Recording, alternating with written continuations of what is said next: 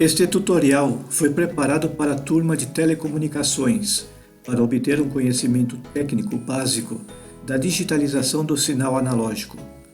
Veremos também a técnica TDM, que facilita entender a formação de um quadro de transmissão digital, onde sinais de fontes diferentes são inseridas em um único feixe de transmissão ou recepção, como veremos adiante. Seja qual for o meio usado na comunicação, os equipamentos digitais atuais têm que efetuar a digitalização dos sinais analógicos antes de serem transmitidos, e na recepção o processo será o inverso. Os sinais de vídeo também sofrem codificações, mas não será o nosso escopo, já que as câmeras de vídeos atuais digitalizam as imagens diretamente pelo CCD ou pelo sensor CMOS.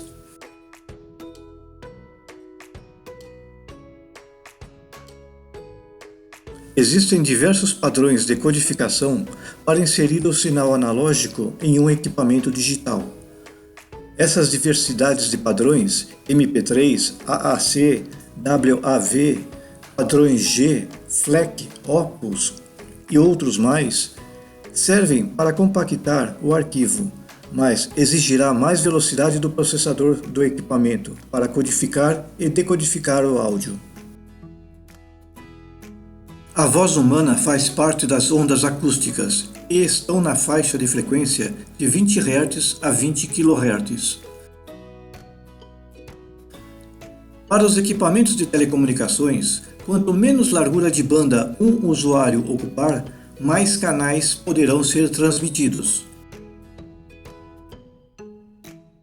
A codificação G711 originou a maioria dos codecs, e boa parte dos equipamentos de telecomunicações a utilizam, onde os dados não são comprimidos, e assim será mais fácil entender o seu funcionamento.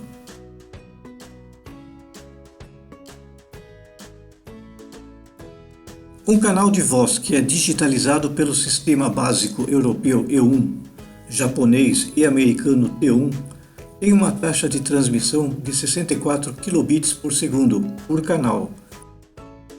E dependendo do meio de transmissão e do congestionamento na hora de serem transmitidos, essa taxa pode ser comprimida através de vocoders para até 6,5 kbps, dependendo da compressão do sinal. Quando se faz uma redução para uma taxa de bits tão baixa, a qualidade do som se perde. Uma das razões dessa perda é que os harmônicos de alta frequência, característica individual da voz, são eliminados. O resultado é que às vezes fica difícil de identificar pela voz quem está falando do outro lado da linha.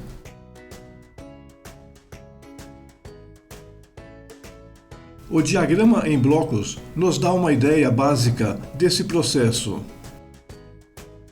A voz é filtrada, convertida em pulsos e cada pulso codificado. Assim poderemos armazená-los no computador ou compartilhar via rede.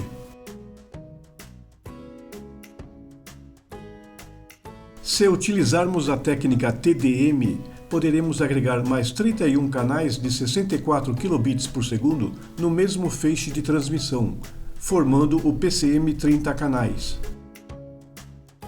Em nosso padrão, deixa passar a frequência da voz na faixa de 300 Hz a 3,4 kHz. Essa é a faixa de frequência que ainda se mantém inteligível para quem a ouve. Esse sinal analógico limitado em 3,4 kHz é convertido em pulsos de amplitude pelo conversor PAM. Então, desse modo, teremos 8.000 amostras com diversas amplitudes retiradas do sinal analógico. Segundo Harry Nikinsky, engenheiro eletrônico sueco nascido em 1889, é possível reconstituir o sinal analógico através de amostras retiradas. E para isso, a taxa de amostragem terá que ser maior que 2 vezes a mais alta frequência do sinal analógico. Essas amostras passarão agora por um conversor analógico digital.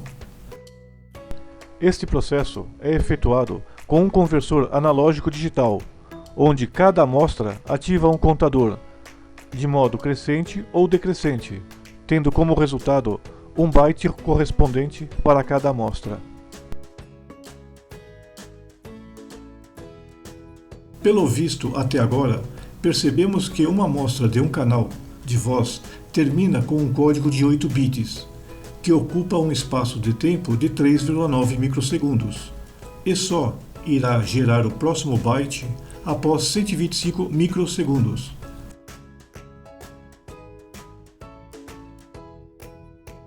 A técnica multiplexação por divisão de tempo é um conceito do século XIX e atualmente é amplamente utilizada em equipamentos de dados.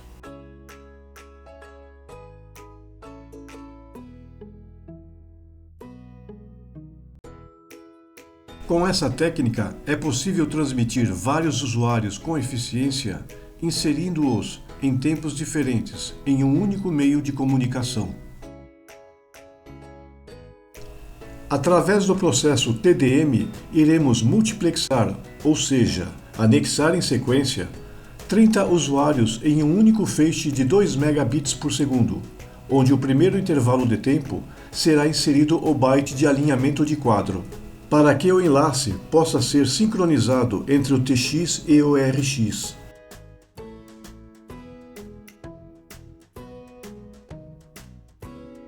No PCM, vemos que cada usuário tem o seu byte colocado após o byte do canal anterior.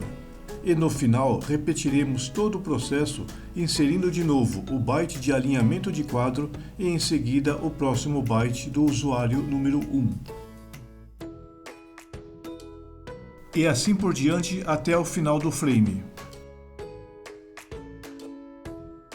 Na saída do TDM, teremos uma sequência de níveis binários referentes aos bytes das amostras digitalizadas, sincronizadas e liberadas no tempo determinado pelo relógio do equipamento, formando um frame de 32 bytes em 125 microsegundos.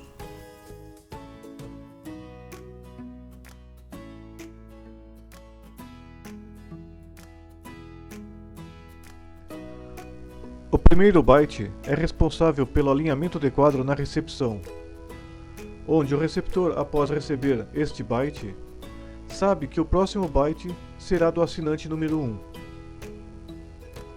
O byte número 17 será o canal de serviço usado pela central.